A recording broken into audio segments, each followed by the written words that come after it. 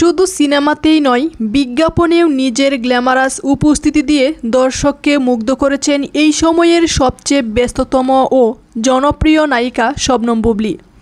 সিনেমাতে এসেই যখন তিনি আলোচনার শীর্ষে, সেই সময়ে অর্থাৎ 2018 সালে তিনি প্রথম বিজ্ঞাপনের মডেল হন। সনক মিত্রের পরিচালনায় তিব্বত লাক্সারি সোপের বিজ্ঞাপনে তিনি মডেল হয়েছিলেন।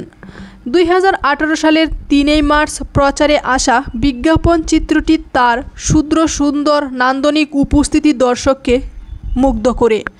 দেশের প্রায় প্রতিটি চ্যানেলেই সেই সময় বুবলীর তিব্বতের বিজ্ঞাপনটি প্রচার হতো নিয়মিত, যে কারণে বিজ্ঞাপনের জগতেও আলোচনায় চলে আসেন বুবলী। এরপর বুবলীকে নাসির গ্লাস, রাঙাপরি মেহেদি, মুক্তাপানির বিজ্ঞাপনেও মডেল হিসেবে কাজ করতে দেখা যায়। সর্বশেষ 2024 সালে অর্থাৎ গত বছর যমুনা ফ্রিজ বিজ্ঞাপনে মডেল হতে দেখা যায়। সিনেমার নায়িকা হিসেবে তিনি যেমন তার অভিনীত প্রতিটি সিনেমার কাজ করার ব্যাপারে ভীষণ চুক্তি ছিলেন, ঠিক তেমনি বিজ্ঞাপন মডেলেও হিসেবে কাজ করার ব্যাপারেও ভীষণ চুক্তি ছিলেন বুবলী। ছিলেন যথেষ্ট সতর্ক। সেই ধারাবাহিকতায় আবারও তিনি 8 বছর পর একই প্রতিষ্ঠানের একটি পণ্যের বিজ্ঞাপনের মডেল হিসেবে কাজ করেছেন।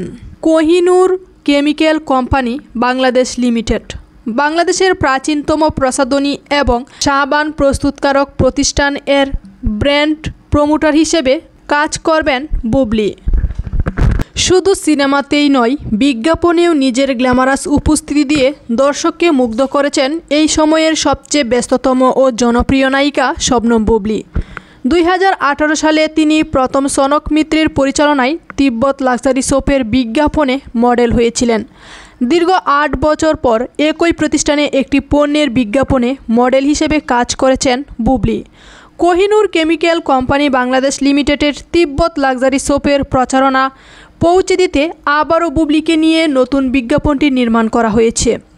এ প্রসঙ্গে বুবলী বলেন, বিশ্বের বিভিন্ন দেশের তারকা শিল্পীরা অভিনয়ের পাশাপাশি তারা বিজ্ঞাপনের মডেল হিসেবে কাজ করেন।